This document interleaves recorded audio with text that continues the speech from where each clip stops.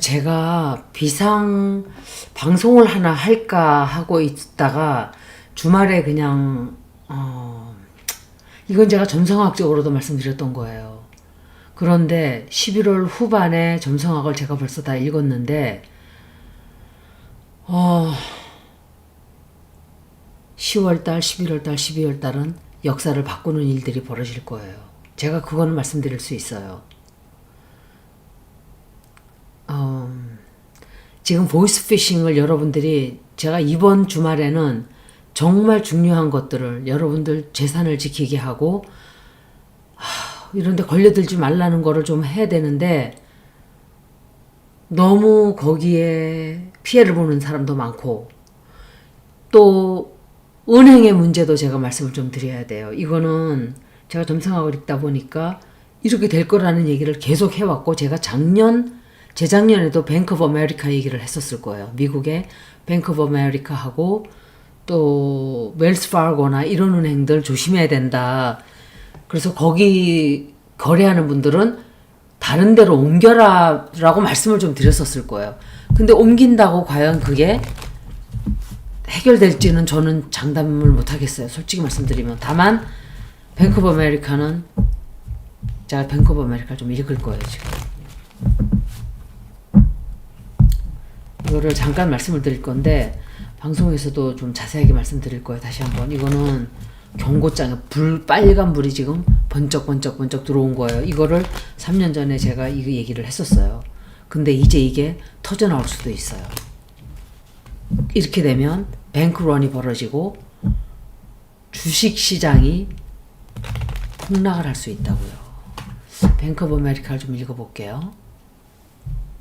뱅크 오브 아메리카가 미국의 굉장히 큰 은행인데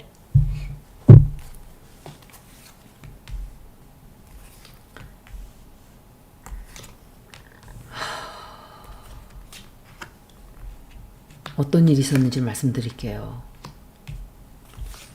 또 땜질을 하고 넘어가는지를 볼 거예요, 제가. 아니면 이게 경제 폭락으로 가게 되는지. 땜질을 지금 계속 하고 있단 말이에요.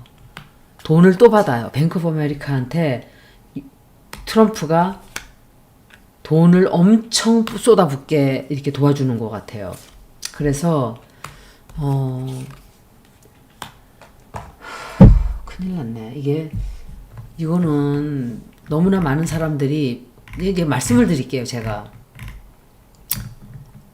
그 페더럴 리저브죠. 미국 연방제도 페더럴 리저브가 10월 31일 날 벌어졌어요. 이거를 제가 그날 제가 아마 한국을 떠나기 직전이라서 정신이 없었을 거예요. 은행 시스템에 29.4 빌리언, 그러니까 294억 달러를 쏟아부었어요. 연방정부가. 이것은 repurchase agreement이에요. 이런 방식을 통해서 담보 매입, 조건부 거래 뭐 이런 방식을 통해서 한 것이고 또 은행들이 현금을 그러니까 확보하기 위해서 예를 들어서 뭐 모기지 담보 증권이라든지 또 펀드 그러니까 국채죠, 국채. 그러니까 자기네가 반들을 갖고 있었으면 반들을 담보로 놓고 페더럴 리저브로부터 돈을 빌린 거예요. 이거는 잠깐 땜빵을 하는 게 아니라 리저브가 줄어들었단 소리예요. 은행에 돈이 떨어졌단 소리예요. 그리고 예를 들면 단기 금융시장 뭐 이런 것들 이것이 문제가 있다는 것을 알려주는 거예요. 이거는 은행이나 또 금융기관들이 단기적으로 돈을 조달하는데 굉장히 큰 어려움이 있다는 신호를 주는 거예요. 이거는 돈이 없다, 돈이 떨어졌다는 소리예요. 일반적으로는 은행 간에도 대출을 서로 해주고 또 유동성이 충분하면은 연준이 이렇게 대규모 레포로 투입을 하지는 않아요. 그런데 제가 올해 초반 실리콘밸리 은행을 얘기를 하면서 여러분들 돈 꺼내셔야 돼요 그랬었어요. 다른 데도 뱅크 오브 아메리카는 너무너무 이 운영을 엉터리를 하고 있는, 저는 이 은행이 마피아라고밖에 생각을 할 수가 없어요. 제가 자녀 양육기관에서 일을 했기 때문에 그 서류를 보내잖아요. 그 사람의 그 은행 구자를 털어서 우리가 털어온단 말이야. 돈을 자녀 양육비를 걷기 위해서. 그럼 서류를 보내면은 이 사람의 구자에 뭐 있어봐야 뭐 어떤 사람은 5불, 10불 이렇게 있어요. 근데 예를 들어서 이 사람이 100불 있었다고 쳐요. 진짜 너무 화가 날 때가 많았어요. 105불 있다. 그럼 5불만 우리한테 보내는 거예요. 그래서 우리가 105불 있는 걸 내가 보고 차압을 했는데 어떻게 105불 안 보내고 5불 보내냐. 그러니까 100불은 프로세싱 피라는 거예요. 자기네가 서류를 처리하는데 드는 돈이 100불이라는 거예요. 그래서 내가 그때 야 너도나 뱅크 오브 아메리카나 또 웰스 파고나 똑같아요. 100불씩 차지를 해요. 다른 은행들은 크레딧 은행들은 그렇게 차지를 안 해요. 그냥 공짜로 해줘요. 예를 들어 은행 직원이 보고 그냥 돈을 보내주던지 돈 이 사람 없다라고 말을 해주던지 그냥 그 정도인데 100불을 차지한다는 건 그냥 이건 완전히 날강도예요. 그래서 내가 이 은행이 굉장히 운영을 잘 못하고 있고 나쁜 식으로 운영을 하고 있구나. 마피아구나 완전히 그렇게 생각을 오랫동안 해왔었어요. 근데 일이 터지나는 이렇게 일이 터져 나오는 거예요. 저는 벌써 오래전부터 뱅크 오브 아메리카하고는 손을 끊으라고 많은 사람들에게 얘기를 해봤어요. 그게 10년 정도 됐어요. 생각해보세요. 그러면 얼마나 오랫동안 이 사람들이 못된 짓을 했는지. 그리고 페더럴 리저브가 필요시에 그들이 은행 시장에 개입을 하겠다는 신호를 보낸 거예요. 무슨 뜻이냐? 시장이 위험하다는 소리예요. 또 정책이 바뀔 수도 있겠죠. 이게 긴장이 지속되면 페더럴 리저브가 현재의 금리 인상 또 뭐 이런 것들을 멈추거나 조정을 할 수 있다는 신호를 좀 준 거예요. 우리들한테 영향 주는 거는 큰 변화는 없지만 주식이나 채권이나 또 대출 금리 또 뭐 은행 상품들이 얻는 이익 이런 것에 영향을 크게 주게 돼요. 은행이 자기네가 돈을 구하지 못하면 대출이 굉장히 엄해지죠. 그리고 예금 금리도 낮아져요. 그런데 지금 낮아지고 있죠. 그리고 은행 서비스를 이용할 때 그 돈을 차지를 많이 하는 거예요. 그러면 IMF를 우리가 얘기를 굉장히 많이 하는데 International Monetary Fund예요. 사실은 이게 이 IMF가 미국 주식시장이 너무 뜨겁게 달아오르고 있고 위험하다 계속 했었어요. 그리고 이 굉장히 큰 기술주들 그게 지수가 너무 올라간 것이 그 부담이 된 거예요. 그리고 또 잠깐 단기적으로 보면 주식시장에 부담이 될 수도 있겠죠. 기업들에게는 자금을 조달할 수 있는 비용이 올라가고 또 투자하는 사람들은 심리가 약해지죠.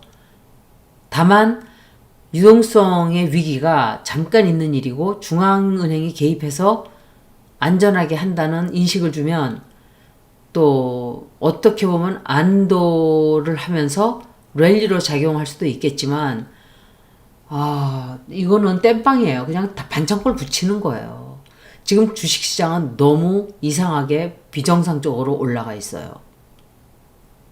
그래서 기술주나 뭐 갑자기 막 크는 그런 기대 수익이 큰 종목들이 위험이 점점 커지는 거예요. 다만 안정성 있는 기업들, 그러니까 안전한 기업들, 이런 기업들은 좋을 수가 있겠죠. 그래서 이때는 안정으로 가는 게 좋다는 얘기를 드리는데 전 이런 리딩을 하지를 않아요. 사실은. 다만 너무 큰 사고를 막으라고 제가 미리 말씀을 드리니까 돈을 안 번다는 생각을 하고 계세요. 지금은. 지금 막 위험을 무릅쓰고 돈을 막 여기다 쳐놓고 저기다 들여놓고 막 이렇게 하지 말고 지금은 안전하게 가야 돼요. 돈을 덜 벌고 안 벌더라도 안전하게 그냥 욕심을 쫓아가다가 문제가 생기는 거예요. 어찌됐든 페더럴 리저브가 대규모로 이런 자금을 공급한 것은 단기적으로는 어찌됐든 채권 시장에 불안정한 것을 알려준 거나 마찬가지예요. 그래서 채권을 담보로 한 현금 조달이 어려워질 수 있겠죠. 채권 가격도 하락하고 그 대신에 이자율은 올라가겠죠. 위험하니까 퍼센티지가 올라가는 거예요. 그리고 몰기지 금리도 올라가고 대출 금리도 올라가고 이렇게 돼요. 그래서 오히려 부담이 또 되는 거예요. 집을 산다든지 차를 산다든지 또 올라가는 거예요. 그러면서도 우리들에게 주는 이자는 얼마 안 돼요. 그리고 장기 채권보다는 단기 채권이 더 리스크가 적다고 얘기들을 해요. 그렇지만 금리 상승에 민감한 채권을 갖고 있다면 가격이 떨어질 수도 있어요. 근데 우리나라에 영향을 끼친다면 미국이 금융시장에 압박을 느끼게 되면 오히려 자금이 미국으로 집중될 수 있어요. 이게 미국이 일부러 이런 짓을 하고 있다고 저는 생각이 돼요. 그래서 우리나라에서는 자금 유출 압력이 생기고 우리나라 원화가 점점 약세가 되고 있죠. 그리고 한국 채권 금리 인상도 올라가요. 자금 비용도 올라가고 외환 리스크도 커지는 거예요. 다만 한국중앙은행이 혹은 정부가 정책 대응을 빨리 하면 위기를 상대적으로 잘 넘길 수도 있어요.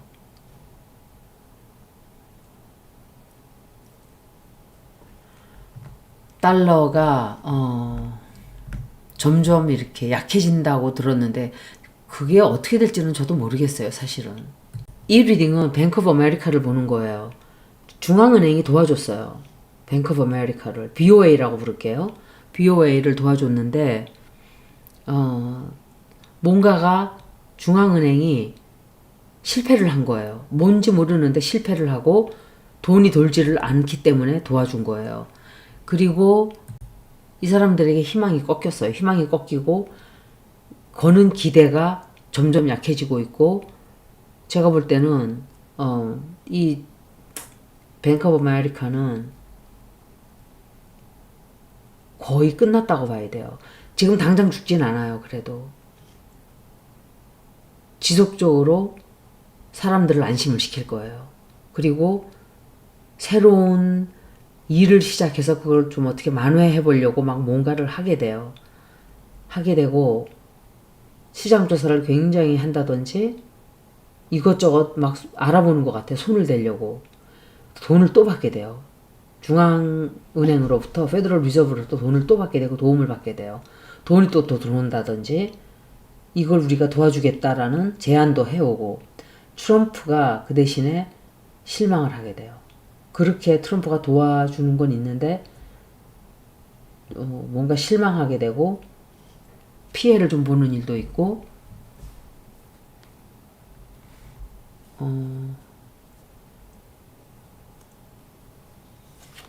사람들이 불안해하기 시작을 해요.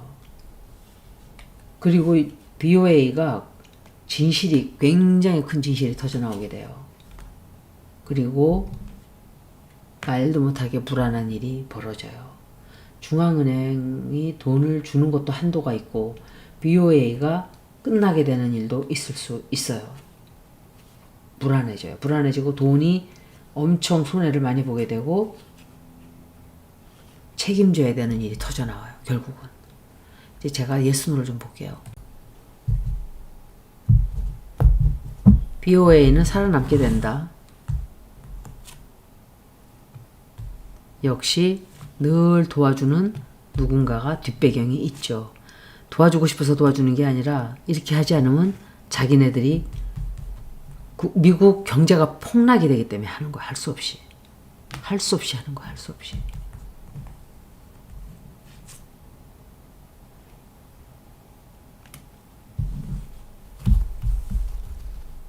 우리가 누군데 실패를 해. 이런 아주 오만한 태도를 가지고 있어요. 이 그룹도. 굉장히 큰 회사잖아요.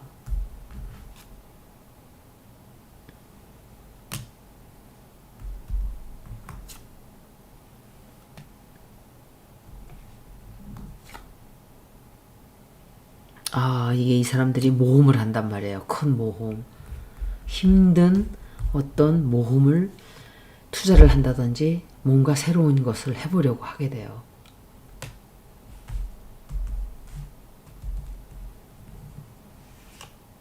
근데 이 사람들 아슬아슬해요. 큰 손해보게 돼요. 지금 당장 부도가 나진 않아요. 그런데 뒤에서 엄청 못된 짓을 하고 있고 투자도 잘못했고 운영도 잘못해서 돈을 다 잃어놓고 리먼 브라더스 사태처럼 또 그런 식으로 해서 경제를 폭락을 시키려고 할 거예요. 그리고 디지털 화폐를 들고 자 이제부터 디지털 화폐를 쓰자 이럴 수가 있는 거기 때문에 우리는 두 눈을 똑바로 뜨고 쳐다봐야 돼요. 진짜. 이 은행하고 정부하고 이런 식으로 해온 거예요. 그러면 생각해 보세요. 그 돈 없는 사람들 그 돈을 100불을 빼고 우리한테는 5불 주고 또 어떤 때는 200불 우리가 차압을 하면 100불만 보내고 얼마나 많은 서류를 우리가 보내는데 한 달에 생각해 보세요. 직원 800명이 그 서류를 그 은행만 보내나요? 그러면 거의 많이 뜯긴단 말이에요, 우리가. 그럼 그 소비자는 소비자대로 그 돈도 잃어버리고 자녀 양육비도 100불 갚지도 못하고 뺏기기만 하고 은행에 뺏기기만 하고 은행 좋은 일만 시키는 거예요. 그런 식으로 해서 제가 너무 그 은행에 대해서 좋지 않게 보고 있었고 저는 그 생각이 변하지 않았어요. 처음부터 뱅크 오브 아메리카 들어왔을 때부터 이 은행은 이상하다 제가 그랬어요. 그게 이렇게 오랜 세월이 지났는데도 20년이 지났죠. 역시 제 생각이 딱 맞았던 거예요. 너무너무 좋지 않은 은행이에요. 이 사람들은 정직한 사람들이 아니에요. 이 은행은. 이걸 한번 볼게요. 뱅크 오브 아메리카는 앞으로 어떻게 될까?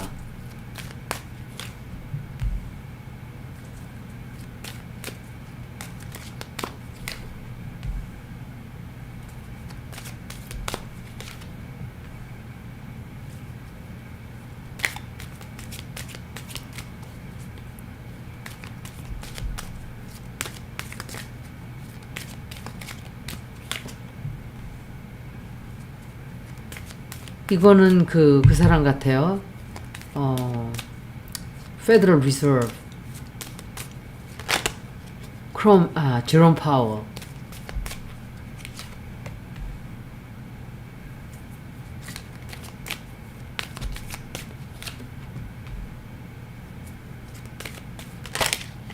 제롬 파월이 아닌가 보네. 은행 CEO일 수도 있어요. 굉장히 많은 사람들 나오네. 회복하기 힘들어지나 보네, 점점.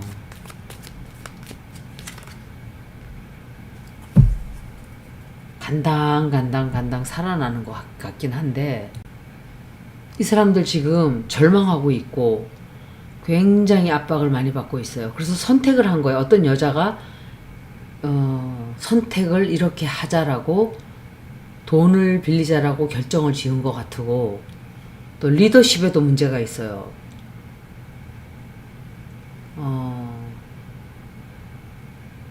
그리고 누군가가 이 관련돼 있는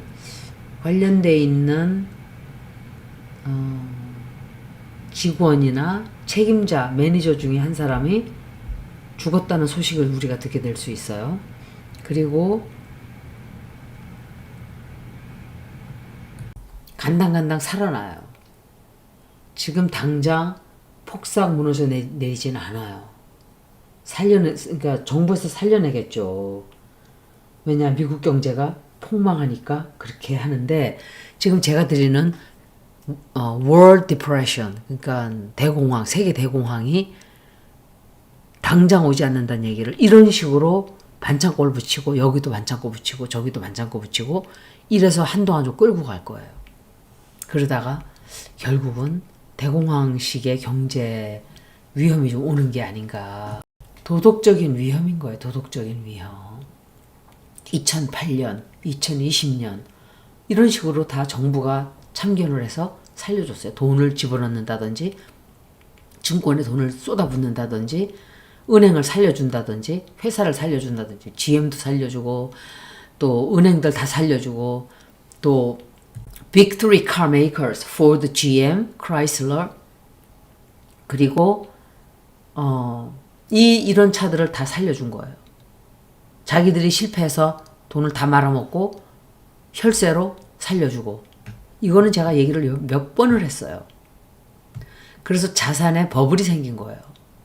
그 대신에 빚이 뒤에서는 점점 쌓이게 되는 거예요. 이 부자들만 자꾸 부자를 만들어주고 그리고 예를 들어서 2008년도에 만약에 그냥 그 사람들 망하게 쫙 내버려뒀으면 커렉션이 됐을 거예요.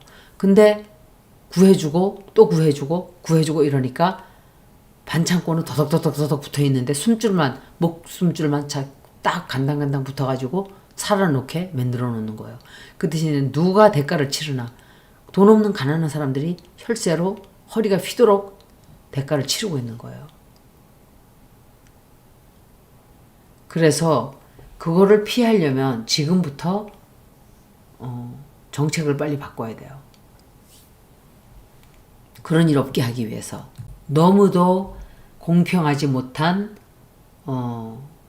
경제의 분배 또 감당할 수 없는 빚 그리고 서플라이 이슈도 있죠.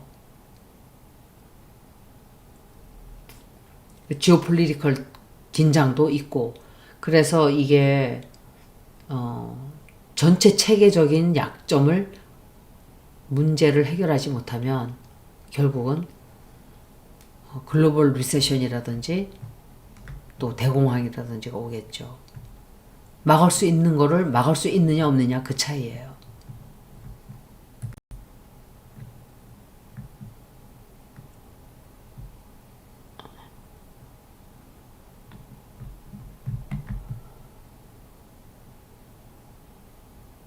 제가 주말에 경제에 대한 어떤 다른 얘기들도 좀 할 거예요. 너무 제가 볼 때는 너무 불안해요. 너무 불안하고 여러분들은 이 시기를 정말 잘 넘기셔야 돼요. 여기까지 뱅크 오브 아메리카 리딩을 모두 마치겠습니다. 고맙습니다.